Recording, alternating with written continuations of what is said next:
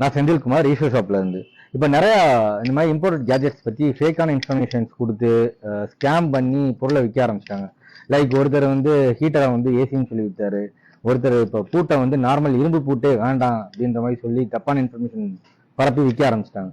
இது வந்து alarm lock, but இது யூஸ்ஃபுல்லான ப்ராடக்ட் தான். இது என்ன பர்பஸ்க்கு யூஸ்ஃபுல் அப்படின்றதுக்கு முன்னாடி இதோட ஸ்பெசிஃபிகேஷன் ஃபுல்லாக பார்த்துடலாம். ஸோ இது வந்து ஸ்டீல் இரும்பு.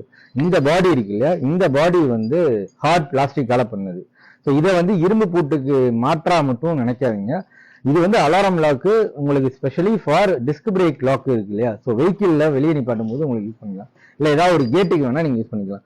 நார்மல் பூட்டில் இதை போட்டால் கேமரா வரும், அந்த மாதிரி இருக்கும், இப்படி இருக்கும், அப்படிலாம் கிடையாது. லாக் பண்ணிட்டு நீங்க இது பண்ணீங்க அப்படின்னா உங்களுக்கு வந்து நார்மல் லாக்காகவும் அலாரம் லாக்காகவும் யூஸ் ஆகும். இதை எடுத்துட்டு இது மாதிரி ப்ரெஸ் பண்ணி போட்டிங்கன்னா அலாரம் லாக் ஒர்க் ஆரம்பிச்சிடும்.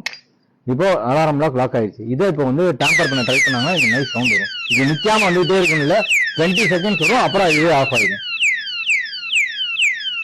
வந்துட்டு இருக்கு இல்லையா, இது பாருங்க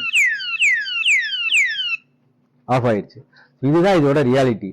இது வந்து 350 rupees நம்ம ஷாப்ல, நல்ல ஹெவி குவாலிட்டியில இருக்கிறது, நல்ல ஹார்ட் பிளாஸ்டிக்ல இருக்குது. இது திரும்ப டேம்பர் பண்ண போற நீங்க சவுண்ட் வரும். சவுண்ட் வந்து 20 செகண்ட்ஸ் திரும்ப ஆஃப் ஆயிடும்.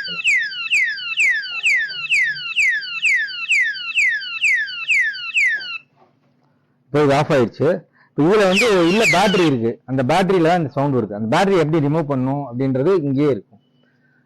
2 ஸ்க்ரூ இருக்கும், பாத்தீங்கன்னா தெரியும். இந்த 2 ஸ்க்ரூ ரிமூவ் பண்ணா இந்த பாட்டம் ஓப்பன் ஆகும். பாட்டம்ல வந்து பேட்டரி நம்ம சேஞ்ச் பண்ணி நம்ம போட்டுக்கணும்.